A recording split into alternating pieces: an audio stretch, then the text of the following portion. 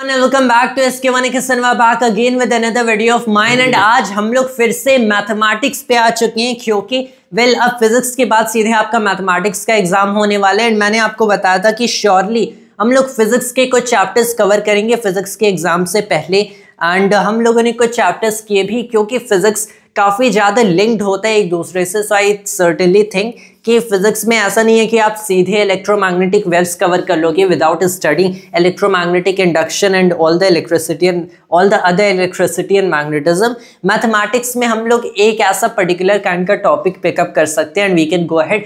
And as someone who loves physics मैं certainly calculus के लिए जाऊंगा, तो हम लोग कैलकुलस की कोशिश करेंगे यहाँ पे कुछ chapters. And I certainly think कि कैलकुलस में पूरा कवर करना पॉसिबल नहीं हो पाएगा क्योंकि हमारे सिर्फ आई थिंक 4 दिन बचे हैं मैथ्स के एग्जाम के लिए। तो कैलकुलस के जो स्टार्टिंग के चैप्टर्स हैं हम लोग वो कवर करने की कोशिश करेंगे, starting with the first chapter on calculus जो कि बुक में 5th चैप्टर है, कंटिन्यूटी एंड डिफरेंशिएबिलिटी। उसके बाद I think application of derivatives जैसे कुछ चैप्टर्स हैं, there would be application of derivatives, integrals भी होगा। So we could go for integrals, application of integrals. I think इतने ही chapters roughly हो पाएंगे in maybe 4 days. तो उससे ज़्यादा हो नहीं पाएगा एंड आई डोंट थिंक हम लोग डिफरेंशियल इक्वेशंस वगैरह रीच कर पाएंगे। लेकिन 12th स्टैंडर्ड के डिफरेंशियल इक्वेशंस ज़्यादा कॉम्प्लिकेटेड भी नहीं है मोस्ट ऑफ द टाइम। यहाँ पे यही हमें बस करना होता है, आइडेंटिफाई करना होता है, कैटेगराइज करना होता है डिफरेंशियल इक्वेशंस को। जो सॉल्यूशन की बात आती है काफ़ी सिंपल होती है। So we'll just start with a chapter. पहला chapter continuity and differentiability, main concepts. And ये concept I indeed try to introduce while teaching how to solve the problems only. So I think solving problems is really the best way to learn maths और even physics में भी solving problems काफ़ी essential होता है। तो ये जो continuity and differentiability का आपका टॉपिक है, पहले मैं आपको बता देता हूँ कंटिन्यूटी एंड डिफरेंशिएबिलिटी का मतलब।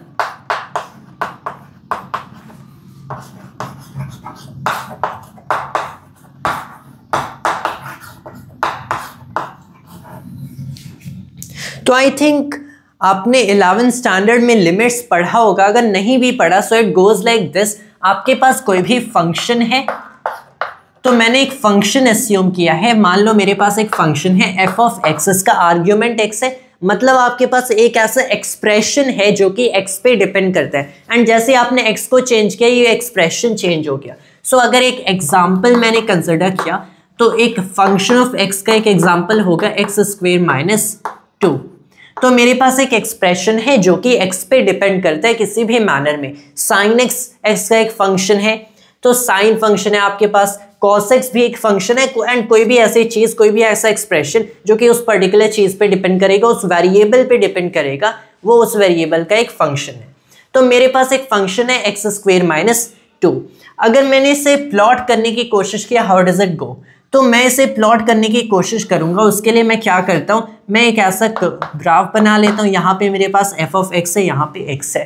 मैं करूँगा क्या, पहली चीज़ कि x की किस वैल्यू पे वैल्यू 0 होगा, √2 पे, प्लस एंड माइनस √2। तो लेट्स जस्ट कंसिडर कि अभी हम लोग सिर्फ पॉजिटिव साइड्स देख रहे हैं, leave aside the negative sides. जब x हमारा 0 होगा तो फंक्शन की क्या वैल्यू होगी, -2। x 0 हुआ तो ये फंक्शन क्या हो गया, 0² - 2 -2। जब हमारा x 1 होगा तो फंक्शन क्या होगा, -1 होगा। तो इस पॉइंट पे कुछ ऐसा है, x 1 है तो हमारे पास ये इधर होगा, राइट। जब हमारे पास x 2 होगा तब ये क्या होगा, ये 0 होगा। तो कुछ ऐसे आपको कर्व दिखेगा, एक ऐसा काइंड का कर्व स्क्वेयर से जाता है। जब ये स्क्वेयर के इसके प्रोपोर्शनल होगा, so have to think this kind of curve आपकी जाएगी। अब यहाँ पे एक चीज़ अगर आप देखो तो अगर मैंने इस पॉइंट पे, मतलब x इक्वल्स क्या है, इंडीड दिस इज √2। एक्चुअल में ये 0 x इक्वल्स 2 पे नहीं होगा, sorry for that, x equals √2 पे होगा, right. So still curve doesn't change the fact कि ऐसा कर्व बनेगा। And well you can just put in the numerical values yourself. ये x इक्वल्स √2 है। अब x इक्वल्स √2 पे अगर मैंने देखा कि इसकी वैल्यू क्या है, 0 है, तो अगर मैं √2 से थोड़ा सा दूर जाऊंगा तो क्लियरली सिंस ये फंक्शन इंक्रीज करता है जैसे x इंक्रीज करता है, क्योंकि x के स्क्वायर के वेल प्रोपोर्शनल है, तो जैसे मैं रूट 2 से थोड़ा सा डिस्टेंस गया, मान लो 0.1, तब मुझे सर्टेनली पता चलेगा कि इसकी जो वैल्यू है वो इसकी जो रूट 2 पे वैल्यू है वो प्लस में कुछ और एक extra term the change in this आ जाएगा। ये मुझे पता चलता है। मैं इससे थोड़ा सा आगे गया रूट 2 से, मान लो 0.1 अमाउंट से, तो इसकी जो वैल्यू रूट 2 पे थी जो कि रियली में 0 यहाँ पे थी, प्लस में कुछ एक्स्ट्रा वैल्यू इसमें ऐड हो जाती है। कैसे पता? वेल रूट 2 पे इतनी है, मान लो मैं 0.01 आगे गया, अब ये इतनी हो गई, इतनी इसकी वैल्यू हुई, राइट। यहाँ पे मैंने डेल्टा एफ क्यों लिखा है? डेल्टा एफ का मतलब है change in F. Change in F क्यों?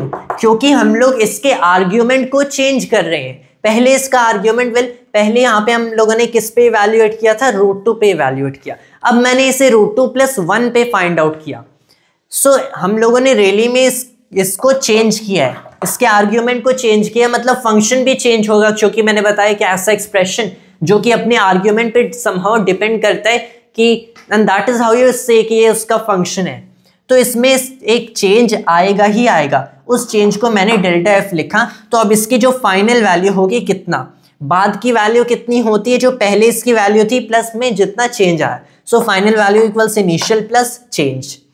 अब इसी चीज को अगर मैंने चेक किया कि वेल अगर मैं 0.1 से पीछे गया तब क्या होगा, मैंने कर लिया कि f at रूट 2 माइनस 0.1 क्या होना चाहिए, f रूट 2 पे जितना था अब माइनस में हो जाएगा some change delta f। And in both the cases you can see कि यू विल सी कि डेल्टा f क्या जरूरी है सेम होना? Well it is really not necessary. अब यहाँ पे एक प्लस साइन का भी आप यूज कर सकते हो, एंड जब ये प्लस साइन यूज करोगे you will keep in mind this fact कि उस केस में डेल्टा एफ नेगेटिव होगा। And I think I really advise कि प्लस साइन का ही यूज करो, क्योंकि डेल्टा एफ तो चेंज इन एफ होता है एंड इस केस में चेंज ऑब्वियसली नेगेटिव हो रहा है। अब यहाँ पे देखो मैं रूट 2 पे हूँ, मैं थोड़ा सा पीछे गया एंड इसकी वैल्यू थोड़ी कम हो गई, तो ऑल्दो मैंने प्लस में डेल्टा एफ ऐड किया and these two delta Fs are not same, इसे डेल्टा एफ प्राइम कह दो, बट प्राइम भी मैं नहीं कहना चाहता क्योंकि वो कंफ्यूज हो जाएगा एक और कंसेप्ट से जो कि मैं इंट्रोड्यूस करूंगा। तो इसे क्या कहें? वेल इसे डेल्टा एफ नॉट कह देते हैं। तो ये जो टर्म है ये हमारा नेगेटिव हो गया। तो अब जब मैं इससे थोड़ा पीछे गया, मुझे पता चला कि मेरी इसकी वैल्यू है, ये जो फंक्शन एट दिस पॉइंट थोड़ा सा पीछे 0.1 से पीछे जाने में थोड़ी कम हो गई, राइट। अब मैंने कुछ ऐसा किया दैट वेल अगर मैं 0.1 आगे एंड 0.1 पीछे नहीं, बल्कि मैं 0.01 और 0.001 और मे बी 10⁻10 10⁻100 आगे पीछे गया, तब कितनी चेंजेस आएंगी? वेल मैं जितना कम आगे पीछे जाऊंगा वेल उतना ही कम चेंज आएगा, क्योंकि ये डायरेक्टली प्रोपोर्शनल होता है इसके स्क्वायर के, ऑफ कोर्स x के स्क्वायर के, दिस फंक्शन। तो मैंने सोचा कि मैं एक इनफाइनाइटिसिमल डिस्टेंस, यहाँ पे एक कंसेप्ट आता है इनफाइनाइटिसिमल का, मैं एक इनफाइनाइटिसिमल डिस्टेंस आगे जाता हूँ एंड वेल जब मैं एक इनफाइनाइटिसिमल डिस्टेंस आगे जाऊंगा उस केस में कितना चेंज आएगा, एंड यहीं से डेरिवेटिव्स का कंसेप्ट इंट्रोड्यूस हो जाता, बट पहले हम लोग लिमिट्स करेंगे। सो अगर मैं एक इनफाइनाइटिसिमल डिस्टेंस आगे जाता हूँ तब कितना चेंज आएगा, एंड यहाँ से हम लोग जितना चेंज आएगा उसे डिवाइड कर देते हैं कि कितना इनफाइनाइटिसिमल डिस्टेंस आगे जाएंगे, तो हमारा ये डेरिवेटिव बन जाता है। But what's we could first focus is कि मैं इसे कुछ ऐसा कर सकता हूँ कि ये फंक्शन मेरा है रूट 2 पे ही मैं कर देता हूँ इसे, और मे बी इस फंक्शन को मैंने x लिखा, f ऑफ x है मेरा, एंड यहाँ पे मैं एक नोशन लगा देता हूँ कि limit as x approaches root 2, and इसे करते हैं हम लोग प्लस साइड से। I will shortly tell you what this is. इस चीज का ये मतलब होता है कि मेरे पास ये फंक्शन f ऑफ x है, इसे मैं रूट 2 पे इवैल्यूएट करने की कोशिश कर रहा हूं by going very slightly forward. ये जो मेरा इनफाइनाइटिसिमल मैंने बताया, यहाँ पे इनफाइनाइटिसिमल का कंसेप्ट एक्चुअली यूज हो रहा है। मैं बहुत ही स्लाइटली आगे गया एंड वेल फिर मैंने देखा ये बहुत ही स्लाइटली है कितना, एक्चुअली ये बहुत स्लाइटली जो कि मैं कह रहा हूँ इट्स लाइक जो इन्फिनिटी होता है आपका, जो कि बेसिकली अनकाउंटेबल है, you are not able to count infinity, even दो इन्फिनिटी खुद ही काफ़ी एक इंटरेस्टिंग कंसेप्ट होता है। A little fun fact here कि सारे इन्फिनिटीज सेम नहीं होते हैं। This is really a fun fact I would say. सारे इन्फिनिटीज सेम नहीं होते, कुछ इन्फिनिटीज बड़े होते हैं, कुछ इन्फिनिटीज छोटे होते हैं। So that is itself a very interesting concept. But जो इन्फिनिटी होता है, so it is the biggest that you can think, the biggest you can imagine. Exactly कितना बड़ा you don't know, but it is like the biggest, right? So the largest number और not even a number. तो जो सबसे छोटा आप consider कर सकते हो, सबसे छोटी entity of any variable of any function, that is an infinitesimal. तो ये हमारे इनफाइनेटेसिमल होते हैं, तो ये एकदम जीरो के पास होगा, राइट? तो ये जो चेंज होगा हमारा, अगर मैं इसे डेल्टा एक्स से लिखता हूँ कि कितना आप आगे या पीछे जा रहे हो, कितना आगे पीछे जा रहे हो, तो अगर डेल्टा एक्स आप आगे या पीछे जा रहे हो, एंड मैंने कहा कि आप ये इनफाइनेटेसिमल है, मतलब ये डेल्टा एक्स जीरो को अप्रोच करता है। सो एकदम जीरो के करीब है, एकदम उसके बगल में, एग्जैक्टली जीरो नहीं है, एग्जैक्टली नहीं है, it is the closest to zero that you can get. अब यहाँ पे मैंने क्लोजेस्ट टू √2 कंसिडर किया कि √2 के सबसे करीब आप इसे अप्रोच कर रहे हो, कहाँ से? प्लस साइड से। इसका मतलब अगर आपके पास एक ऐसा कर्व है, मैंने ड्रॉ किया, ये है x इक्वल्स √2, ये है हमारी पॉजिटिव साइड, ऑफ कोर्स ये है negative side. So plus side से इसे आप अप्रोच करोगे, या फिर you are maybe going in there, so you can consider कि ये लिमिट में x as approaches to √2 plus side से होगा। इसका बेसिकली मतलब क्या है? इससे क्या मैं कह सकता हूँ कि ये f एट √2 ही होगा? क्या मैं ऐसा कह सकता हूँ? Well, most of the times आप ऐसा कह सकते हो। कैसे पता चलेगा? कि अगर ये जो मैंने फंक्शन लिया है, तो जैसे x² -2 है, तो इस केस में जब मेरा x एट √2, अगर मैं लिमिट पुट करता हूं, कैसे पुट करूंगा? It's like limit x approaches √2 from positive side, ये मैंने कंसिडर किया x² -2, ये क्या हो गया? ये 0 के इक्वल आ गया। अगर मैं इनफाइनेटेसिमल डिस्टेंस की बात कर रहा हूं, तो यहाँ पे इसे मैंने ऐसे इवैल्यूएट किया, ये हमारा 0 आ गया। अब ये जो मेरा 0 आया है, this is really what f at x is. अगर मैंने सीधे यहाँ पे पुट कर दिया होता, वेल हम लोगों ने एक्चुअल में सीधे ही पुट किया है, but what I am really saying is कि जब आप x को यहाँ पे इवैल्यूएट करोगे, ये लिमिट इवैल्यूएट करोगे, तो आपको x को ये जो वैल्यू अप्रोच कर रहा है वही रखना है। तो डिफरेंस कहाँ आता है? वेल, दिस बेसिकली मीन्स हम लोग f एट √2 ही कर रहे हैं। So that is really not the case. f at √2 and limit x approaches √2 and f of x are two different things, क्योंकि यहाँ पे थोड़ा सा मोशन हो रहा है, आप थोड़ा सा इनफाइनेटेसिमली आगे जा रहे हो या फिर पीछे जा रहे हो, डिपेंडिंग पॉजिटिव साइड से अप्रोच करिए या फिर नेगेटिव साइड से। लेकिन सिंस ये इनफाइनेटेसिमल है, ऑफन टाइम्स आपको क्या मिलेगा? यहाँ पे वही वैल्यू मिलेगी जो कि सीधे पुट करने पे मिलेगी। तो इस केस में अगर माइनस से इवैल्यूएट किया जाए, क्या वही मिलेगा? वेल, इस केस में रियली मैटर नहीं करे, क्योंकि ये वो फंक्शन है जिसे हम लोग कहते हैं कंटिन्यूअस फंक्शन। एक कंटिन्यूअस फंक्शन की यही प्रॉपर्टी होती है, जैसे हम लोग देखेंगे कि अगर आपके पास एक फंक्शन है f ऑफ x, तब मैंने एक लिमिट कंसिडर किया कि वेल x अप्रोचेस a, अगर नेगेटिव साइड से तो ये f ऑफ x होगा, ये बेसिकली इक्वल होगा f एट a के, जो कि ऑल्सो इक्वल होगा limit x approaches a from the positive side and f of x। ये एक प्रॉपर्टी होती है ऑफ अ कंटिन्यूअस फंक्शन। कोई भी फंक्शन इसे फॉलो करेगा, मतलब वो कंटिन्यूअस है। क्यों?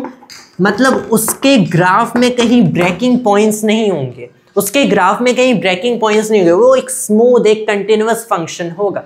जैसे कि ये है x² -2, it always go smoothly, actually ऐसा कर्व होगा, it always go smoothly and continues on.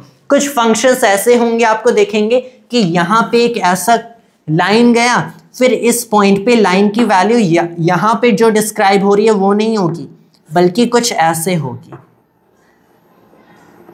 आपने लिमिट्स आई थिंक अपने फंक्शंस में इस चीज़ को पढ़ा होगा, right. This is how the curve looks, right. यहाँ पे भी हम लोग डॉट रखते हैं या फिर नहीं रखते, no we put it like that. तो ये कंटिन्यूअस फंक्शन नहीं है क्योंकि इस पॉइंट पे ये कर्व हमारा ब्रेक हो रहा है। तो एक कंटिन्यूअस फंक्शन की यही प्रॉपर्टी है। मान लो मैंने इस पे, एंड मे ऑफ कोर्स आप ये भी कंसिडर कर सकते हो कि कोई फंक्शन कुछ पॉइंट्स पे कंटिन्यूअस है, कुछ पॉइंट्स पे नहीं है। तो यहाँ पे ऐसा फंक्शन ड्रॉ किया तो इस पॉइंट पे ये कंटिन्यूअस नहीं है क्योंकि इस पॉइंट पे अगर मैंने लेफ्ट हैंड साइड से मतलब नेगेटिव साइड से इसे अप्रोच किया, negative side positive side, negative side से मैं लिमिट लगाने की कोशिश किया, तो मैं पहले यहाँ पे हूँ, मैं यहाँ पे हूँ, इससे इनफाइनेटिसिमल डिस्टेंस दूर हूँ, मैं इनफाइनेटिसिमली आगे गया तब इस पॉइंट पे पहुँच गया एंड मैंने उसमें लिमिट लगाई है। फिर मैं कंसिडर करता हूँ पॉजिटिव साइड से, मैं इनफाइनेटिसिमल यहाँ पे हूँ, तो this is not infinitesimal distance of course. फिर मैं इनफाइनेटिसिमली पीछे गया, अगर मैं इसे पॉजिटिव साइड से अप्रोच कर रहा हूँ, पॉजिटिव से अप्रोच कर रहा हूँ तो मतलब पॉजिटिव से इसके पास आ रहा हूँ, इनफाइनेटिसिमली पीछे गया, फिर इस पॉइंट पे आया एंड मैंने लिमिट इवैल्यूएट किया। मुझे दोनों बराबर नहीं मिलेंगे, क्यों? क्योंकि यहाँ पे कुछ ऐसा आपका यहाँ पॉइंट है, इस पॉइंट पे कुछ ऐसा दिख रहा है, they are not the same of course. तो that is a discontinuous function, discontinuous at this particular point. तो that is basically continuity. And जैसे आपने डिफरेंशिएबिलिटी वेल आपको आती ही होगी, मैंने बताया यहाँ से आपने कंसिडर किया कि फंक्शन चेंज ही हो रहा है आर्ग्यूमेंट के साथ, आपको पता करने कि कितना फास्ट चेंज हो रहा है। आप कहते हो इसे डिफरेंशिएट करो एंड जो इसका डिफरेंशिएशन डेरिवेटिव होगा with respect to the argument वही होगा इसकी how fast it changes with the argument. तो आपने कंसिडर किया कि अगर आपने डेल्टा एक्स अमाउंट से आगे या पीछे गए, सो ये तो हम लोग देख रहे हैं कंटिन्यूटी के बारे में, कंटिन्यूटी के बारे में। सो कंटिन्यूटीज की मैं इनफाइनेटिसिमली आगे पीछे गया एंड इन्हें इक्वेट कर रहा हूँ, अगर इक्वल आ रहे हैं तो कंटिन्यूअस है, नन इक्वल तो नन कंटिन्यूअस। लेकिन अब आप बस आर्ग्यूमेंट चेंज ही कर रहे हो एंड ये डेरिवेटिव तभी पॉसिबल होगा किसी पॉइंट पे जब उस पॉइंट पे फंक्शन कंटिन्यूअस है। तो ये कंटिन्यूअस है तब उस पॉइंट पे हम लोग डिफरेंशिएट कर सकते हैं, अगर ये कंटिन्यूअस है तो डिफरेंशिएट हम लोग नहीं कर सकते क्योंकि तब it is moving in an arbitrary manner, right. वरना हम लोग ऐसे जाते डिफरेंशिएट करके पता कर लेते कि कितना फास्ट ये चेंज हो रहा है। लेकिन अगर ये यहाँ से यहाँ पे जंप कर दिया, वी कांट नो कितना फास्ट चेंज हो रहा है। Provided function f is continuous about some point, we say that delta f is x amount से आर्ग्यूमेंट, डेल्टा एक्स अमाउंट से आर्ग्यूमेंट चेंज करने पे इसकी final value f at x plus delta x minus f at x, initial value मैंने delta x से divide किया, फिर मैंने लिमिट ले लिया कि delta x approaches zero. Zero क्यों? इनफाइनेटिसिमल डिस्टेंस ट्रैवल करते हैं तो कितनी फास्ट ये चेंज होता है। तो ये बन जाता है हमारा D F over D X. D X का मतलब ही limit delta x approaches zero, delta X की इनफाइनेटिसिमल, डी एक्स मतलब इनफाइनेटिसिमल एलिमेंट ऑफ एक्स। तो इसे हम लोग कह देते हैं एफ प्राइम ऑफ एक्स, इसे कह देते हैं f prime of x d F over D x. ये क्या हो गया? This is the limit that delta x approaches zero, f at x plus delta x minus f at x over delta x, right. That is the differentiation provided that delta x approaches zero. जिस भी point पे यहाँ पे f at x ये continuous है and f at x पे continuous है, तो आई थिंक ये इस पॉइंट पे भी कंटिन्यूअस होगा f at x plus delta x पे, क्योंकि कंसिडरिंग कि डेल्टा एक्स बहुत ही छोटा इनफाइनेटिसिमल डिस्टेंस ही दूर है। That is the derivative. अब किसी पॉइंट पे डिफरेंशिएबल होगा, मतलब इसका डिफरेंशिएशन एग्जिस्ट करेगा नहीं करेगा, इसकी पहली कंडीशन है कि उस पॉइंट पे ये लिमिट एग्जिस्ट करेगी, उस पॉइंट पे दोनों फंक्शन की दोनों साइड की लिमिट एग्जिस्ट करेगी, इन फंक्शन की उस पॉइंट पे वैल्यू के बराबर होगी। That is the first condition. The second condition is कि ये लिमिट ऑफ कोर्स एग्जिस्ट करनी चाहिए एंड यहाँ पे पॉजिटिव साइड से अप्रोच करें या फिर नेगेटिव साइड से अप्रोच करें। ये पॉजिटिव से अब जीरो को अप्रोच करेगा एंड नेगेटिव से जीरो को अप्रोच करेगा, वो दोनों भी बराबर होनी चाहिए। कैसे होता है? Will be seeing in the examples only. हम लोग examples sorry exercises only solve करके देखेंगे how everything goes. Now that I have explained these concepts, it will be really easy for us to do. First let me pause the video. Alright, now we're back once again. अब हम लोग अपने exercises देखते हैं जिन्हें देख के and solve करके हम लोग समझेंगे. मैं सारे क्वेश्चंस नहीं करूंगा. इनफैक्ट आई विल से मैं काफ़ी कम क्वेश्चंस करूंगा to explain you the concepts and ताकि आप बाकी सारे क्वेश्चंस कर लो. पहला क्वेश्चन हम लोग थर्ड करेंगे. ओके, यहाँ पे examine the following functions for continuity. पहले इसका ए देख लेते हैं. That is F of x equals x minus 5. अगर ये x माइनस 5 है तब हमें इसकी कंटिन्यूटी देखना है. x माइनस 5 देख लो. इसका अगर आप एक ग्राफ बनाते हो, मैं आपको सीधे ग्राफ बना के दिखाता हूँ. This is f of x, this is x. y पे f ऑफ x रखा है, x पे मैंने x ही रखा. अब इसका x माइनस 5 का ग्राफ कैसे बनेगा? आपको पता है कि अगर ये इसके फर्स्ट पावर पे डिपेंड करे तो स्ट्रेट लाइन बनेगी. कैसे बनेगी कि x को आपने 0 रखा तो f ऑफ x क्या है? ये -5 है, मतलब -5 से ऐसी पैरेलल स्ट्रेट लाइन जाएगी पैरेलल टू द x. तो ऐसी हमारी ग्राफ बनेगी. आप कोई भी वैल्यू देख लो, आप कोई भी वैल्यू देख लो, अब आपको पता चलेगा कि आप हमेशा using this graph find out कर सकते हो कि उसकी आपकी f ऑफ x क्या है. एंड इनफैक्ट ये तो well it basically goes like this. Sorry, constant value नहीं है, my bad. It is like f of 0 पे अगर हम लोग देखें तो -5 है. इस पॉइंट पे -5 है. It is actually like straight line इस डायरेक्शन में नहीं बनती है. स्ट्रेट लाइन कुछ ऐसे बनेगी, ऐसे बनेगी, राइट. तो आपकी यहाँ से पास होती हुई स्ट्रेट लाइन बन रही है कि जब आपने इसे 0 पे इवैल्यूएट किया इस फंक्शन को तो आपको पता चला कि ये बेसिकली क्या है, ये -5 है. एट अदर पॉइंट्स किसी पॉइंट पे 0 होगा एंड इट कंटिन्यूस ऑन. तो आप इस ग्राफ को यूज़ कर सकते हो हर पॉइंट पे पता करने के लिए आपकी f ऑफ x क्या है. जैसे इस x की इस वैल्यू पे पता करना है तो आपको पता चला कि यहाँ से एक परपेंडिकुलर ड्रॉप करो eight this particular point and इसका जो वर्टिकल कॉम्पोनेंट होगा वही है value of x. So from the fact that you can really do this, मतलब ये एक continuous function है. Another analytical way I would say this is more like the graphical way.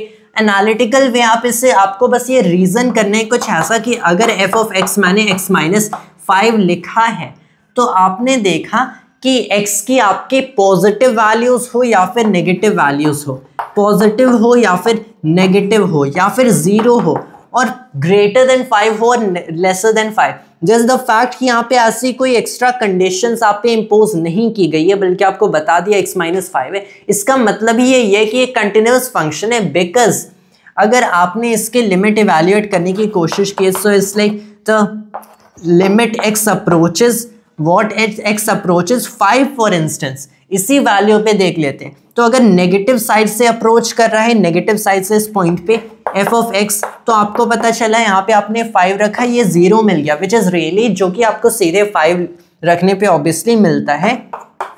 And अगर मैंने इसे पॉजिटिव साइड से approach किया तब भी मुझे वही वैल्यू मिलना चाहिए. कैसे पता?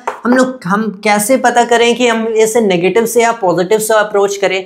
तो यहाँ पे ऐसे हमें ये पता चला क्योंकि नेगेटिव साइड से अगर हम लोग देखते हैं अगर इसके नेगेटिव वैल्यूज लेसर देन 5 और लेसर देन 0 वैल्यूज तो भी ये फंक्शन वैसा ही दिखता है जैसा ग्रेटर देन 5 वैल्यूज के लिए और ग्रेटर देन 0 वैल्यूज के लिए दिखता है. अगर एक ऐसा फंक्शन होता कि ये -x माइनस 5 होता for lesser than 0 and positive x minus 5 होता for greater than 0, that is still a function but that is not continuous. उस केस में हमें जब नेगेटिव साइड से अप्रोच करें तो हमें नेगेटिव वैल्यूज वाली रखनी पड़ेगी. So like -x minus 5.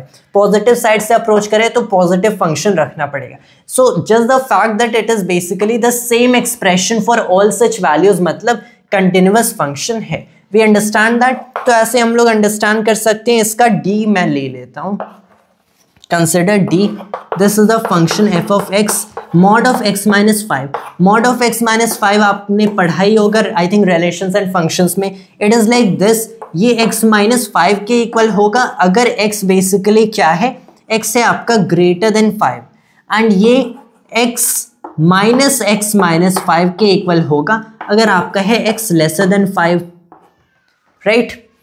तो ये क्या कंटिन्यूअस फंक्शन है, हमें बताने क्या है, इसकी कंटिन्यूटी को बताने. तो आई थिंक सब गेस कर चुके होंगे दैट दिस इज वेल. हमें कंटिन्यूटी सीधे कहाँ पे चेक कर लेते हैं एट द वैल्यू 5 पे चेक कर लेते हैं, क्योंकि 5 से ही इसका एक्सप्रेशन चेंज हो रहा है। x ग्रेटर देन 5 के लिए ये एक्सप्रेशन बन गया, लेसर के लिए ये बन गया। तो since 5 and this can also be said that greater than equal to 5, right. तो अगर ये दोनों एक्सप्रेशंस आपके सेम लिमिट्स देते हैं, so it's like the limit x approaches 5 from where, from the positive side consider कर लेते हैं। So this is f of x, ये आपको क्या देगा? वेल ये आपको -5 दे देगा इन दिस केस। एंड जो लिमिट है x approaches 5 from the negative side, तब हम लोग ये एक्सप्रेशन यूज करेंगे। तो अब हम लोगों ने बेसिकली 0 देगा, -0 0, राइट। क्योंकि अब हम लोगों ने क्या किया, x हम लोगों ने 5 रखा है, 5 - 5 0 हो गया। अगर यहाँ पे अब अगर हम लोग x - 5 रखते हैं तो ये 0 हो गया, it is actually -0 which is again 0। So this function, so this is 0, मतलब आपके दोनों लिमिट्स इक्वल हुए। तो अगर मैंने इस फंक्शन को देखा which is mod of x - 5, अब मैं सीधे यहाँ पे इस ओरिजिनल एक्सप्रेशन पे देखता हूँ, x = 5 रख देता हूँ। So that's like 5 - 5 mod of 0 again 0। तो मुझे पता चला f at 5 जो है मेरा, which is basically 0, that is the same thing that I get limit x approaches 5 from positive side, the function of x, and that is also equal to a limit x approaches 5 from the negative side function of x। मतलब ये 5 पे भी एक continuous function है। तो here we get that it is well a continuous function for at 5। यहाँ पे अगर हम लोग अपना नेक्स्ट प्रॉब्लम देखते हैं, so it's like the 5th problem. Now it will be even easier for us to solve. यहाँ पे सीधे बताया गया है that well you have the function that is x if x is lesser than और equal to 1, 5 if x is greater than 1। इसे देखना है क्या ये x = 0 पे कंटिन्यूअस है, वी हैव टू सी। तो x = 0 पे कंटिन्यूअस है, यू विल सी कि limit x approaches 0 from the negative side f of x। अब देखो जब भी x की वैल्यू हमारी 1 से लेसर देन और इक्वल टू है, so you kind of draw this curve. ये हमारा 0 है, दिस ग्राफ स्ट्रेट लाइन, ये हमारा 1 है। जब भी हमारा x 1 के इक्वल होगा और 1 से कम होगा, तब हमें पता चला जब हम लोग लिमिट्स लगा रहे हैं नेगेटिव से अप्रोच करें, तो हमेशा ये फंक्शन x के बराबर ही होगा।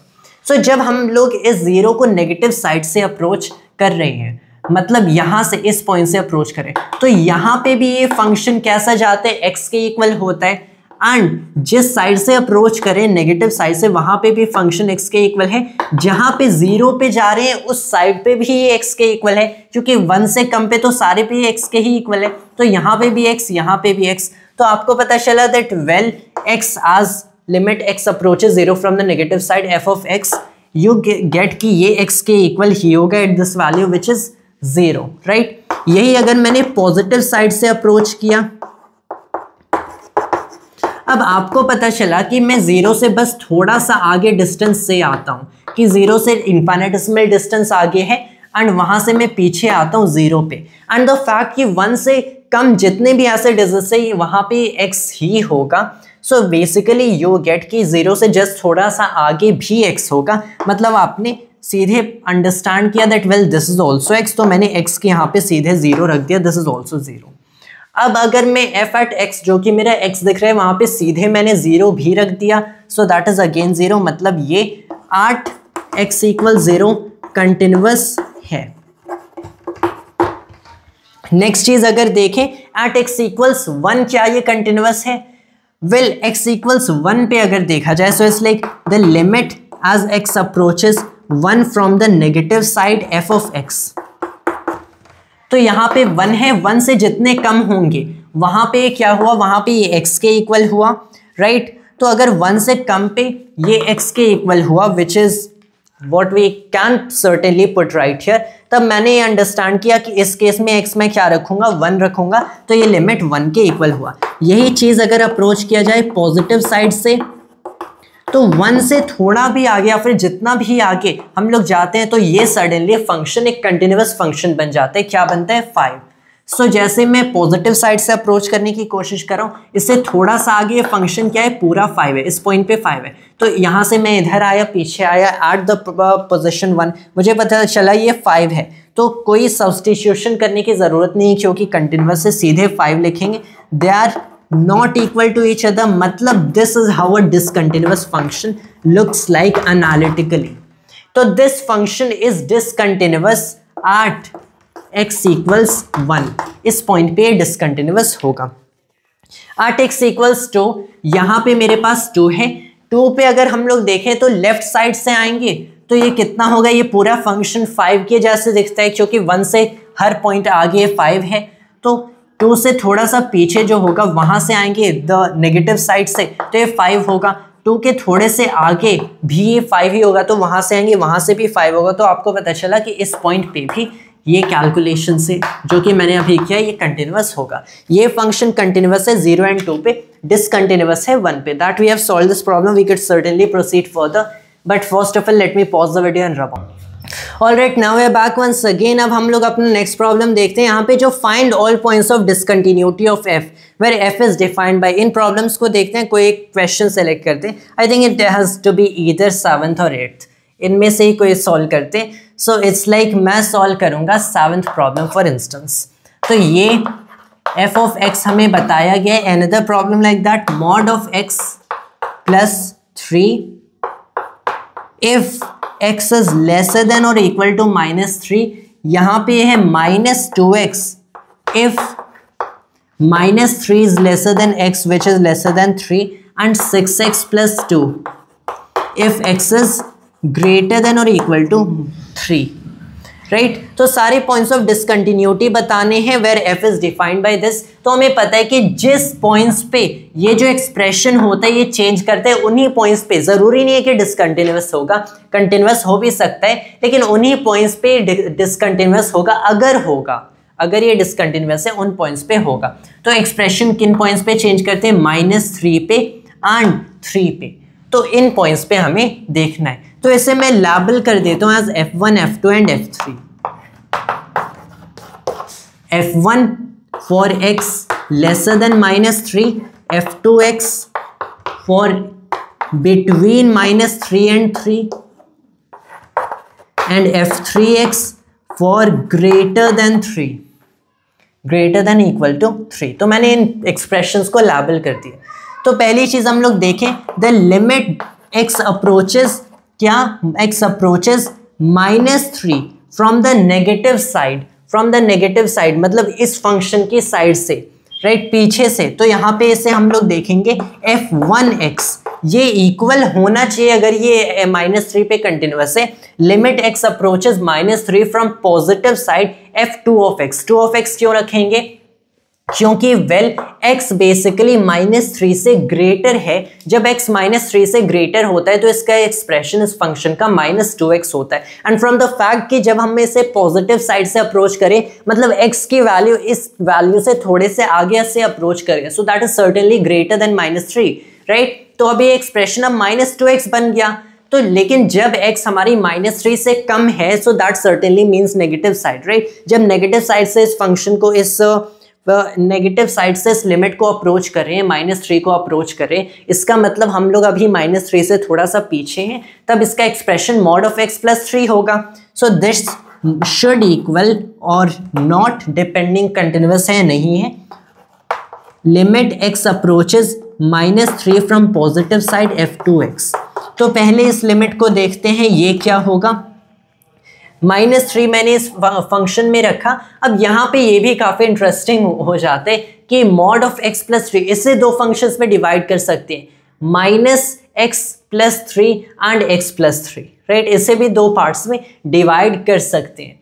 लेकिन यहाँ पे I don't think it will be really very necessary to do so. मैंने बेसिकली क्या किया, यहाँ पे -3 है, सो बेसिकली मॉड ऑफ -3 प्लस में हम लोगों ने यहाँ पे 3 करा, so which you are really getting 0.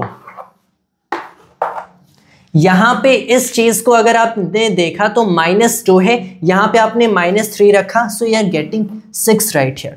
So I think जब इसे नेगेटिव साइड से अप्रोच करते हैं, so that is something that mod of -3 हुआ है. सो ये sorry I am bad at calculation, not exactly bad but I'm little careless with calculations. Mod of -3 तो basically आपका 3 होगा, प्लस में 3 ऐड किया सो 6 होगा. I just forgot the mod all along and went with -3 + 3. तो ये limit आपकी 6 होगी, ये लिमिट भी 6 होगी क्योंकि -2 यहाँ पे -3 रखा, 6 हो गया, यहाँ पे 6 मिला. So the fact that these two limits are equal मतलब फंक्शन इस पॉइंट पे कंटिन्यूअस है, इस पॉइंट पे कंटिन्यूअस हो गया. नेक्स्ट देखते हैं 3 पे कंटिन्यूअस है या नहीं है. तो अब इसका होना चाहिए कि limit x approaches 3 from negative side, मतलब 3 से थोड़ा सा कम है, बाद में आगे जाके 3 पे जा रहे हैं. सो हमें एक्सप्रेशन ये वाला, क्योंकि this signifies x lesser than 3 greater than -3, तो ये वाला एक्सप्रेशन यूज करना पड़ेगा.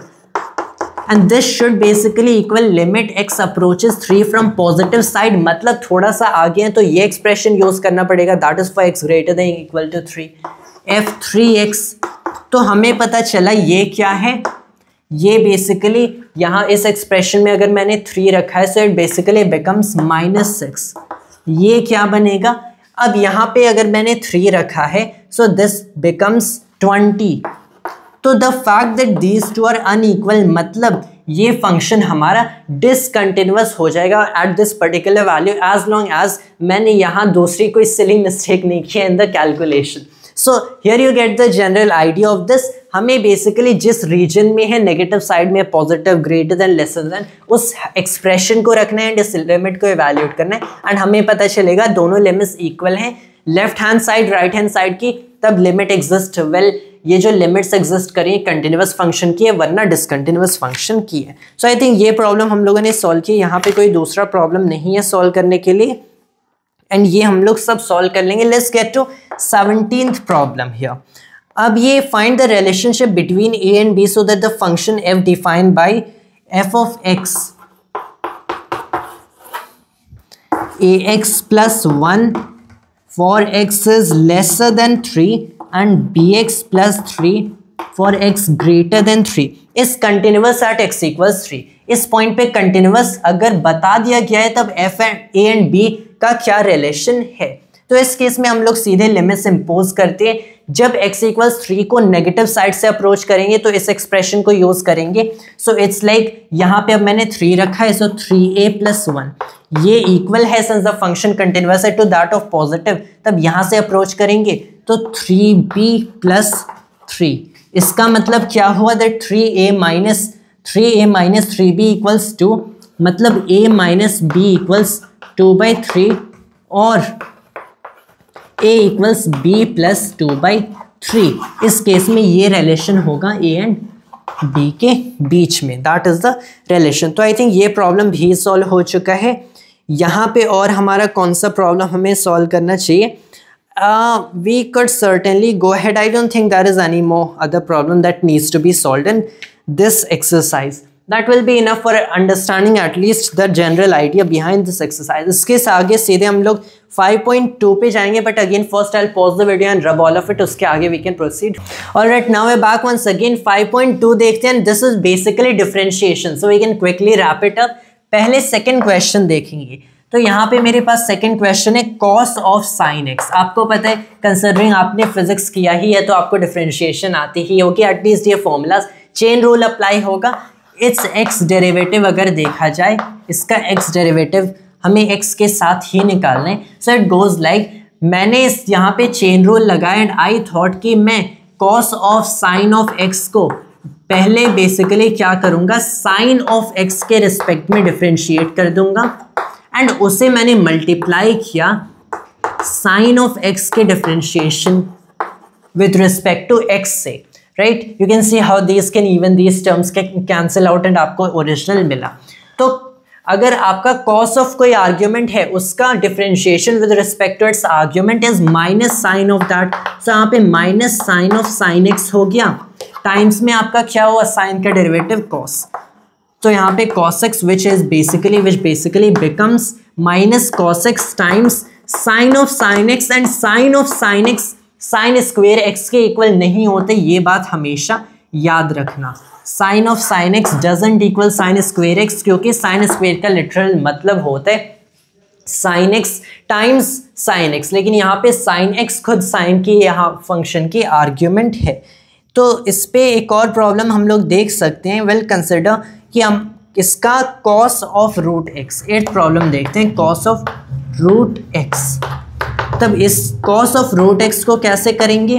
वेल इसका एक्स डेरिवेटिव निकालना है, सो आपने इसे कर दिया कॉस ऑफ रूट एक्स का root x derivative, root x derivative times में रूट एक्स का एक्स डेरिवेटिव। अब यहां पे कॉस ऑफ सम आर्ग्यूमेंट, इसका derivative with respect to the argument minus sine of that argument, so minus sine root x times में root x का derivative क्या होता है 1/2 रूट एक्स। तो आपको पता चला this is basically minus sine of root x over 2 root x. यही इसका आंसर होगा, राइट। यहाँ पे अब अपना 9th प्रॉब्लम देखते हैं। Prove that the function F given by F of x equals mod x minus 1 is not differentiable at x equals 1। तो 9th अगर हम लोग अपना प्रॉब्लम देखें तो यहाँ पे डिफरेंशिएबिलिटी चेक करनी है। तो एक फंक्शन है f of x which is given by whole mod of x minus 1 given that x belongs to real numbers is not differentiable at x equals 1। मैंने बताया था, मैं यहाँ पे दिखा भी देता हूँ हाउ एग्जैक्टली डिफरेंशिएबिलिटी गोज। क्या इसका लिमिट उस पॉइंट पे एग्जिस्ट करता है एंड क्या ये वेल लिमिट सर्टेनली एग्जिस्ट करेगा, लेकिन क्या ये कंटिन्यूअस है? पहले चेक कर लेते हैं इसकी कंटिन्यूटी। सो इट बेसिकली इसको मैं कैसे लिख सकता हूँ एक्स माइनस 1 जब हमारा एक्स किससे बड़ा होगा ग्रेटर देन और इक्वल टू 1 के, and minus of x minus 1 when x is lesser than 1. That is what mod function is about, right? तो मैंने basically consider किया that well you have the limit that x approaches 1 from negative side f of x, and how it will go is कि जब ये negative side से approach करता है तो यहाँ पे ये positive 1 हो गया। In fact ये positive 1 भी नहीं हो, ये सीधे 0 हो गया। This is straight up 0। And यही चीज़ अगर मैंने इसमें भी देखा इसे पॉजिटिव साइड से अप्रोच करते हुए, so that would also be 0। मतलब ये फंक्शन कंटिन्यूअस तो है, ऑल्दो हमें ओरिजिनली डिफरेंशिएबिलिटी चेक कर रही है, इस पॉइंट पे कंटिन्यूअस है क्योंकि दोनों लिमिट्स बराबर है। अब हम लोग देखेंगे limits of differentiation itself. So it's like well you want to know कि ये जो लिमिट है delta x approaches well 0 negative side से f at x plus delta x minus f at x over delta x, क्या ये limit delta x approaches 0 plus from positive side f at x plus delta x minus f at x और minus f at x over delta x के equal होगी? That is now the question. तो जब इसे negative side से approach किया गया तो आप बेसिकली इस टर्म को डिफरेंशिएट करोगे। नेगेटिव साइड से अप्रोच करें, सॉरी इस टर्म को, नीचे वाले टर्म को, तो नीचे वाला टर्म डिफरेंशिएट करना है। पॉजिटिव साइड से तो ऊपर वाला टर्म डिफरेंशिएट करना है। नीचे वाले टर्म का डिफरेंशिएशन क्या होगा? वेल ये आपका स्ट्रेट अप हो गया 1। ऊपर वाले का टर्म का डेरिवेटिव क्या होगा? ये हो गया आपका -1।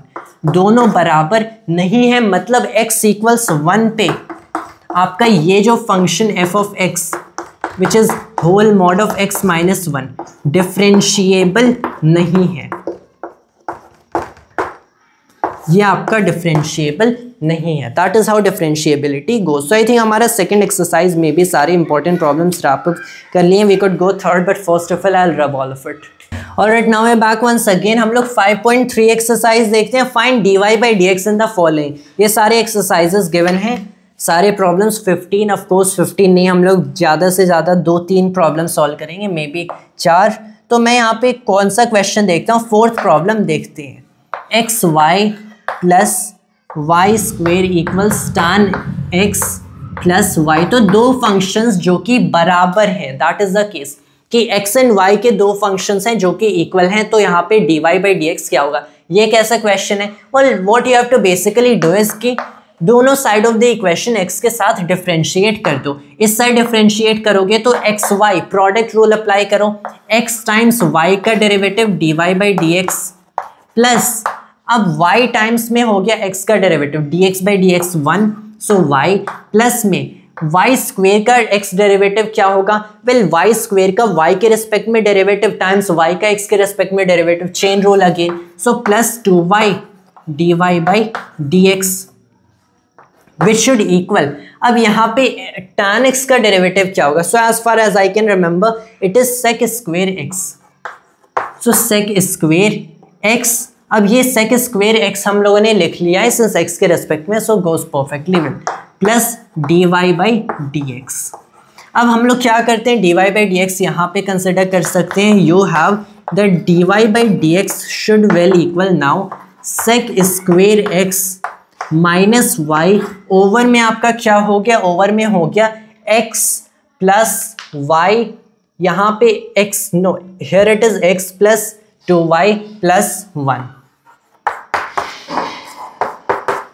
That should be it, yes. तो ये हमारा इस केस में dy बाई dx हो गया। नेक्स्ट प्रॉब्लम देखेंगे, तो हम लोग अब यहाँ पे इस टाइप के क्वेश्चन के साथ डील करना सीख चुके हैं। Now we could go ahead and look at this problem you see right here, and it is 12th right 12th question है, इनफैक्ट 11th भी काफ़ी सिमिलर है। तो y equals sine inverse of 1 minus x square over 1 plus x square बताया गया है। तो इस केस में dy बाई डी एक्स क्या है, given that 0 is lesser than और equal to x is lesser than 1। तो आपने बेसिकली आपको क्या करना है कि मान लो इस आर्ग्यूमेंट को मैं कुछ नाम देता हूँ, let's call it g as a function of x right, और u as a function of x, even more simple. तब मुझे पता है कि dy बाई डी एक्स मुझे फाइंड करना है, लेकिन मुझे y तो u फंक्शन के टर्म्स में बताया गया which is basically some function of x। So I से ये होना चाहिए dy by d u times du by D x, considering मुझे पता है यही आर्ग्यूमेंट u है जो कि मैंने इसे मान लिया, तो I can clearly write this now dy by D x dy by d u sine inverse of argument, sine inverse of some term, it's differentiation with that term itself. यहाँ पे आई थिंक साइन इनवर्स को it was 1 over root of 1 minus x square, yes verify भी कर सकते हैं, it was here only 1 over root of 1 minus x square. So this should basically become 1 over root of what, अब यहाँ पे since u के respect में है so it will be basically 1 minus u square actually, times में क्या हुआ du over dx, इस टर्म का derivative with respect to x, so it basically goes like 1 plus x square times में हो गया हमारा माइनस 2x, माइनस में आपका हो गया क्या, माइनस में हो गया, अब आपने करा 1 minus x square times 2x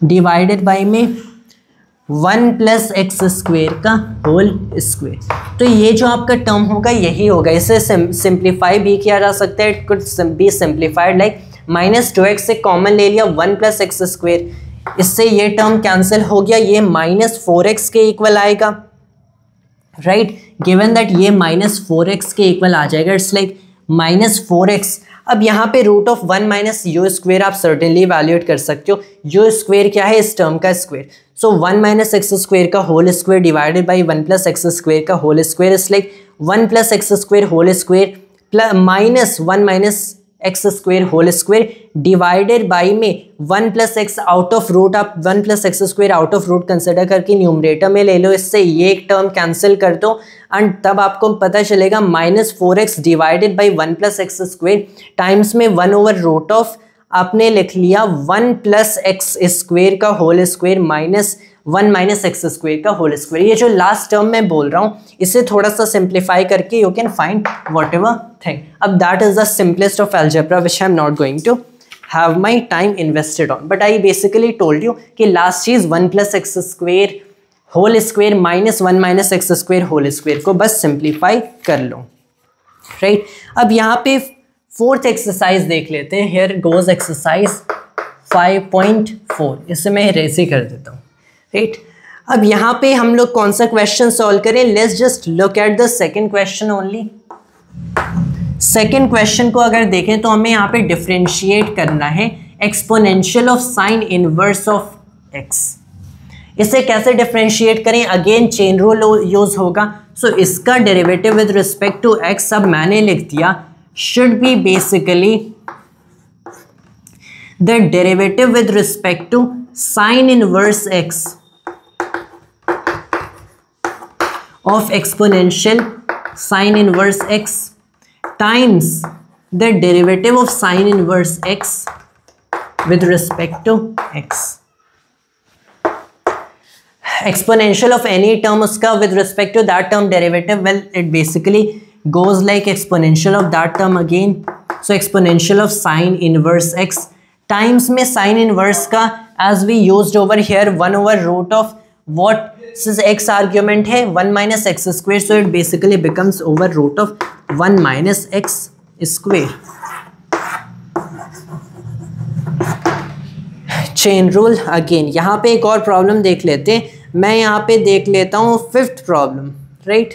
fifth problem differentiate करना है हमें log of cos of exponential of x.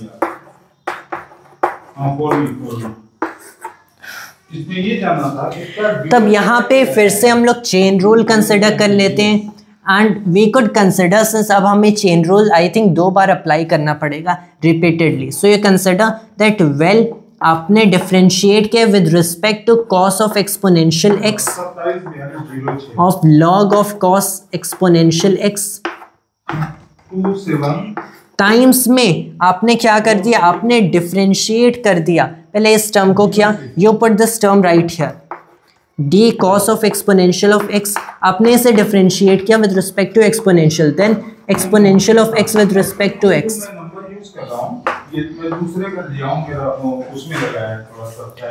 So अब लॉग का बेसिकली क्या होता है? Derivative with respect to argument itself, that is 1 by x. so यहाँ पे 1 by cos exponential x होगा because that is the argument, right?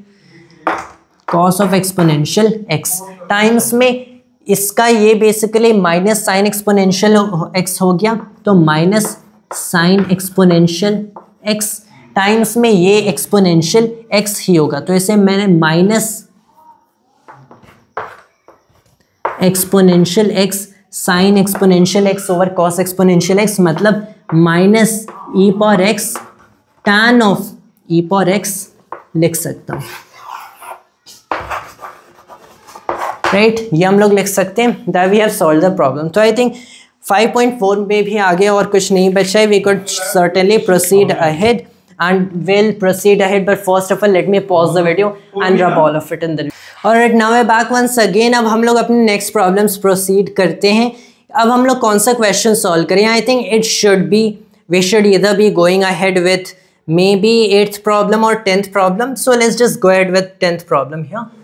10th हम लोग solve करते हैं। यहाँ पे question है कि अगर x हमारा a cos theta plus theta sin theta है एंड अगर आपका y a sine theta minus theta cos theta है, तब हमें dy by D x evaluate करना है without really eliminating the parameter which is theta, right. तो हम लोग ऐसा भी कर सकते हैं कि y एंड x को सीधे ऐसे रिलेट कर देंगे इन पैरामीटर्स को बेसिकली एलिमिनेट करके, लेकिन हमें वैसा नहीं करना है, हमें बिना पैरामीटर एलिमिनेट किए इसे करना है। वेल इसका फ़ायदा क्या होता है? क्योंकि ऑब्वियसली काफ़ी टाइम्स पैरामीटर्स को एलिमिनेट करना डिफ़िकल्ट हो जाते हैं, इसी रीज़न से we should basically really train ourselves कि बिना इन्हें एलिमिनेट किए भी हम इन प्रॉब्लम्स को सॉल्व कर पाएँ। मैंने क्या किया? मैंने लिख दिया कि D Y by D X होगा D Y by D theta times D theta by D X. मैंने एक ऐसा इक्वेशन लिखा D Y by D X D Y by D theta times D Y by D theta by D X के equal होता है। तो अब मैंने क्या किया? मैं पहले D Y by D theta निकालूंगा, फिर D theta by D x निकाल लूंगा विच is also quite easy I would say. तो D Y by D theta क्या होगा? इस इक्वेशन को देखते हैं, ए कॉस थीटा माइनस, अब यहाँ पे थीटा कॉस थीटा, यहाँ पे कॉस थीटा हम लोग लिखते हैं क्योंकि थीटा डिफरेंशिएट हो गया, राइट। एंड फिर मैंने एक माइनस लिखा एंड अब मैंने थीटा को यहीं पे रखा एंड कॉस थीटा को डिफरेंशिएट किया साइन थीटा, सो प्लस में हो गया थीटा साइन थीटा, दोनों terms cancel, a theta sine theta हमें मिल गया। D theta by D x कैसे निकालेंगे? Well D theta by D x आप लिख दोगे D x over D theta का इनवर्स, तो आपने क्या निकाला, आपको निकालना है D x by D theta, A cos theta का डेरिवेटिव माइनस साइन थीटा, अब यहाँ पे प्लस में थीटा डिफरेंशिएट हो गया प्लस साइन थीटा बचा, अगेन प्रोडक्ट रूल यूज कर रहा हूँ, फिर साइन थीटा डिफरेंशिएट होगा, थीटा वहीं लिखेंगे प्लस थीटा कॉस थीटा, यहाँ पे ये दोनों terms cancel, a theta cos theta बच गया। अब आपको पता चला that well you can clearly write that d Y by D x मेरा हो गया d Y by D theta, मतलब ये term a theta sine theta times में d theta by D x, मतलब इसका इनवर्स, तो over a theta cos theta, so यहां से ए थीटा कैंसिल हो गया and this is well tan of theta. तो इस केस में बिना इस पैरामीटर को एलिमिनेट किए हम लोगों ने d Y by D x निकाल लिया, which is very well in terms of the parameter itself, ये हम लोगों ने फाइंड कर लिया है। सो आई थिंक हम लोगों ने कौन सा 10th क्वेश्चन सॉल्व किया है, हम लोग कोई एक और क्वेश्चन सॉल्व इसमें से कर सकते हैं, which I will try to do. हम लोग इसमें से एक 11th क्वेश्चन सॉल्व कर लेते हैं, which is that y is basically the square root of a power sine inverse t and this is actually x, y हमारा है square root of a power cos inverse t. तो इस case में हमें show करना है d Y by D x minus y by x के equal होता है। तो D Y by D x पहले फाइंड आउट करेंगे, कैसे फाइंड करेंगे? वेल मैंने फिर से क्या किया, D Y by D X equal होना चाहिए डी वाई बाई, अब डी टी के, क्योंकि T is the parameter, times D T over D X के, D Y by D T निकालेंगे, चेन रूल से निकालना पड़ेगा, ये भी तो काफ़ी ज़्यादा एप्लीकेशन हो जाती है चेन रूल में। So this will basically be इस टर्म का टाइम डेरिवेटिव, तो इस टर्म का derivative how I will do it is कि D of root A power cos inverse T, इसका डेरिवेटिव मैंने किसके निकाला, रूट के अंदर जो पूरा टर्म है उसके रिस्पेक्ट में ही निकाल दिया, so A power cos inverse T times में ये जो टर्म यहाँ पे मैंने लिखा है ये मैं यहाँ पे लिख देता हूँ, अब D of cos inverse D of A cos inverse T, sorry power में it is in power right, over में अब ये मैंने डिफरेंशिएट किया इस बेसिकली एक्सपोनेंट के साथ, सो डिफरेंशिएट किया कॉस इनवर्स टी के रेस्पेक्ट में, अब ये जो कॉस इनवर्स टी है इसे मैंने डिफरेंशिएट कर दिया टी के रेस्पेक्ट में। तो कुछ ऐसे सॉल्व करेंगे and well this basically becomes, यहाँ पे अगर इसे देखा जाए this should be 1/2 root of a power cos inverse T times में इसका डेरिवेटिव, अगर आपको पता है दिस इज कि ए पावर एक्स का एक्स के रिस्पेक्ट में डेरिवेटिव होता है a power x times natural log of a, तो यहाँ पे ये हो गया a power cos inverse T times natural log of a, right. तो अब टाइम्स में हो गया कॉस इनवर्स टी का derivative, this should be -1/√1 - x², if I am right. I just take a reference from here, मैं reference ले लेता हूँ, this should be present over -1/√1 - x², तो यहाँ पे t हमारा पैरामीटर है इंस्टेड, तो माइनस में 1/√1 - t का स्क्वायर, राइट। तो ये हमारा टर्म निकल गया विच इज़ क्विट लॉन्ग। लेकिन हमें अब बेसिकली क्या करना है, what we can also see is कि dx over dt ऐसे हम लोग निकालेंगे। I think you just get the general idea of this. I really don't wish to solve this any further because once you really get the general idea of this things really do become easy. मैं आपको बता देता हूँ, वैसे dx over d जैसे आपने यहाँ पे लिखा है यहाँ पे भी वैसे लिखोगे, राइट यहाँ पे भी वही चीज़ें लिखोगे। एंड यहाँ पे अगर it is the square root of a power sine inverse of t तो सारे टर्म्स सेम होंगे as of dy by dt। ये सारे टर्म्स आपके सेम होंगे except cos inverse is replaced by sine inverse. And यहाँ पे आपका साइन इनवर्स का डेरिवेटिव होगा which will give you positive 1 by root of 1 minus t square. फिर आपने क्या किया, वहाँ से वो जो टर्म मिला उसका सीधे इन्वर्स कर लिया। And once you get the inverse आपने dy बाई dt से उस टर्म को मल्टीप्लाई कर दिया, आपको dy बाई dx मिला। एंड देन यू से कि इसे प्रूव करना है कि ये माइनस y बाई एक्स के इक्वल है। सो you can clearly divide y and x अपने ओरिजिनल फॉर्म में एंड आपको पता चलेगा कि ये माइनस y बाई एक्स के इक्वल है। So you basically gate the general gist of it. I think that is enough for the problem. इसके अलावा we can do some more problems, few problems from the last exercise 5.7, but first of all let me pause the video and rub all of it and then we proceed further with the rest of the exercise.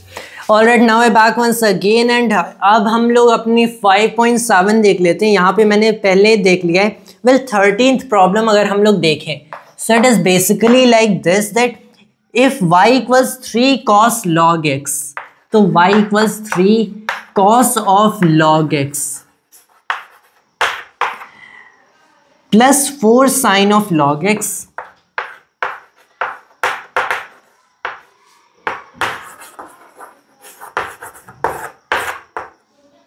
show that x square y2 plus x y1 plus y equals 0। तो यहाँ पे जो y2 and y1 है ये हम लोग guess कर सकते हैं कि ऑफ कोर्स ये y2 में जब लिख रहा हूँ this is second derivative of y with respect to x and y1 is well the first derivative of y with respect to x।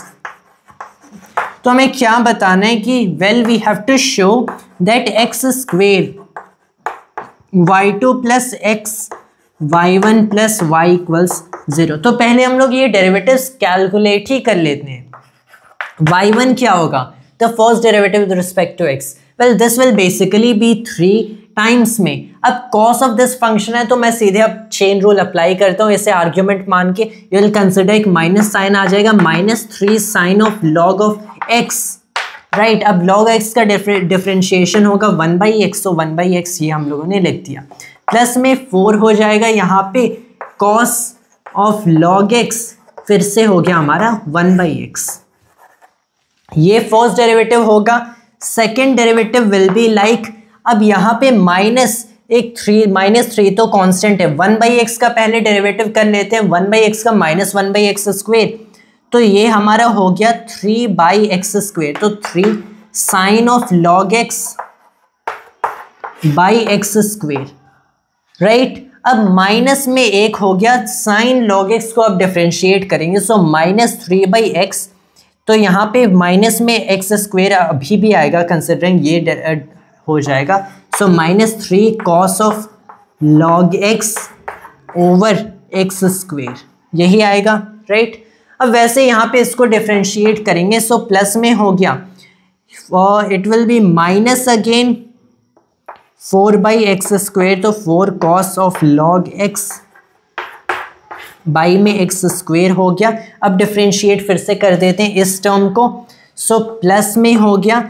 अब इस टर्म को डिफरेंशिएट करेंगे, कॉस का फिर से माइनस हो जाएगा, तो माइनस में sine of 4 sine of log x over x square, this is the second derivative. अब अगर हम लोग देखें तो इस y2 में मैंने x स्क्वेयर मल्टीप्लाई किया है, जब मैं y2 में x स्क्वेयर मल्टीप्लाई करूंगा तो कुछ ऐसे मल्टीप्लाई हो जाएगा, यहाँ पे x स्क्वेयर, यहाँ पे x स्क्वेयर, सच दैट इसका पूरा ये डिनोमिनेटर कैंसिल हो गया।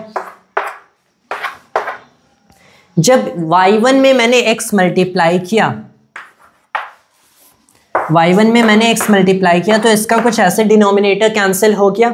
तो हमें जो टर्म्स अब दिख रहे हैं दे लाइक दिस कि -3 sine of log of x, and जब मैं इन दोनों टर्म्स को ऐड कर रहा हूँ तो ये क्लियरली टर्म्स कैंसिल हो जाएंगे। इट्स लाइक ये टर्म्स कैंसिल हो गए क्योंकि अब डिनोमिनेटर की प्रॉब्लम नहीं है, सबका सेम ही है। इस टर्म को देखेंगे, इससे कंपेयर करेंगे, सो ये टर्म इससे कैंसिल हो जाएगा अगर इन्हें ऐड किया जाए। कौन दो टर्म्स बचते हैं? ये एक टर्म बचा, ये एक टर्म बचा। Now this is very well equal to just -y, considering ये जो टर्म है आपका 3 cos log x, ये 4 sin log x, लेकिन with minus science right here, तो मैंने माइनस साइन कॉमन लिया and this basically becomes -y। तो अगर मैंने इसमें ये y ऐड कर दिया होता तब तो ये 0 हो गया, मतलब x² y2 plus xy1 plus y equals 0 हमें पता चल गया। दिस इन फैक्ट एक डिफरेंशियल इक्वेशन ये हमारी है। अगर आप y2 एंड y1 को as basically the x derivatives of y लिखते हो, so it's like x² d2y over dx square plus x times dy over dx plus y equals 0। तो ये इनफैक्ट हमारी एक डिफरेंशियल इक्वेशन है जिसका ये सॉल्यूशन है y as a function of x। So that's quite interesting thing, considering हम लोगों ने डिफरेंशियल इक्वेशन सॉल्व नहीं किया है बल्कि शो किया है कि एक डिफरेंशियल इक्वेशन है जो कि ये सॉल्यूशन सेटिस्फाई कर रहा है, या फिर ये सॉल्यूशन इस डिफरेंशियल इक्वेशन को सेटिस्फाई करे, और vice versa, whatever you want to say. वैसे हम एक और प्रॉब्लम देख सकते थे। सो इट्स लाइक 14th में रफली इसका भी दिखा देता हूँ कैसे ये भी सिमिलर प्रॉब्लम है। इट्स लाइक अगर y हमारा a exponential mx plus b exponential nx है, then we can show that d2y over dx square minus m plus n whole multiplied by dy by dx plus mny equals 0। तो यहाँ पे अगर d2y by dx square dy by dx calculate करेंगे, इसलिए dy by dx आपका हो गया exponential है, ये फैक्टर सीधे नीचे आ जाएगा। It's like ma exponential mx plus nb exponential nx d2y by dx square, तब फिर से हो गया m square a exponential mx plus n square b exponential nx, ये होगा। अब आपने बेसिकली देखा दैट अगर ये मेरा d2y by dx स्क्वेयर है, इसमें मैंने क्या ऐड किया, -m plus n whole multiplied by dy by dx। तो इस टर्म में मैंने m प्लस n मल्टीप्लाई कर दिया एंड उसे मैंने ऐड किया with m and y।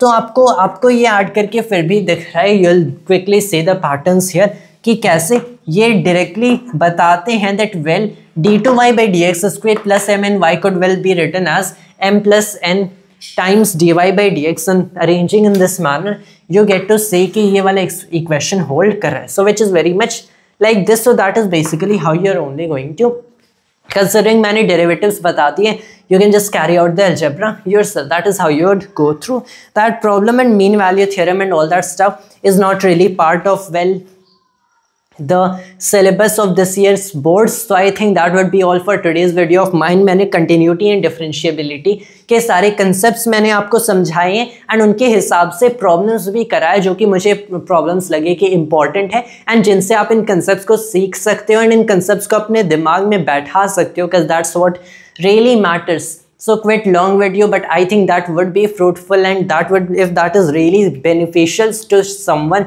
so I'd be really glad about it। And that was all for today's video of mine, and thanks to all viewers।